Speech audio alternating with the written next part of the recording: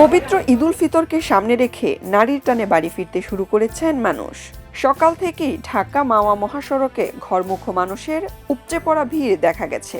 তবে যানবাহনের চাপ থাকলেও কোথাও দীর্ঘ যানজটের দেখা যায়নি, ফলে স্বস্তি নিয়েই ঘরে ফিরছে মানুষ। মুন্সিগঞ্জের মাওয়া প্রান্ত দিয়ে দক্ষিণ পশ্চিমাঞ্চলের ২১ জেলার মানুষ নির্বিঘ্নে গন্তব্যের পথে ছুটছেন। পদ্মা সেতুর টোল প্লাজায় বড় যানবাহনের জন্য ৭টি এবং মোটরসাইকেলের জন্য ৩টি আলাদা টোল কাউন্টার চালু থাকায় দ্রুত সময়ে টোল আদায় সম্পন্ন হচ্ছে। ফলে টোল প্লাজায় দীর্ঘ লাইনে দাঁড়িয়ে থাকতে হচ্ছে না চালকদের।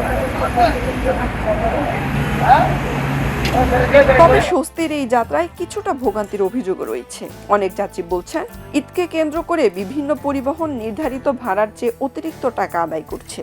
যানজট না থাকলেও বাড়তি ভাড়া তাদের ঈদের আনন্দ কিছুটা ম্লান করছে। আগে ৬০০ নিত, এখন ৮০০ নিচ্ছে। মানে যে ৩০০ ১৫০ টাকার ভাড়া ৩০০ টাকা। ভোলা সর্বোচ্চ যাচ্ছি, মানে ভাড়া ছিল ৩০০ টাকা আগে, এখন মনে হয় ১০০ টাকা বাড়াইছে। আগে এখান থেকে আমরা ৪০০-৩০০ টাকা যাইতাম, এখন ৬০০ টাকা চাই। এদিকে মহাসড়কে যাত্রীদের নিরাপত্তা ও স্বাভাবিক যান চলাচল নিশ্চিত করতে তৎপর রয়েছে আইন শৃঙ্খলা বাহিনী। ঢাকা মাওয়া মহাসড়কের গুরুত্বপূর্ণ পয়েন্টগুলোতে জেলা পুলিশের অতিরিক্ত সদস্য মোতায়েন করা হয়েছে।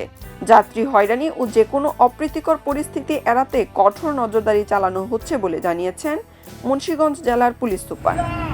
আসসালামু আলাইকুম। মোটরসাইকেল হাতে রাখুন। সব মিলিয়ে বড় ধরনের যানজট ছাড়াই পদ্মা সেতু হয়ে দক্ষিণ পশ্চিমাঞ্চলের মানুষের এবারের ঈদ যাত্রা স্বস্তিদায়ক হলেও অতিরিক্ত ভাড়ার অভিযোগ নিয়ন্ত্রণে কার্যকর নজরদারি চান যাত্রীরা।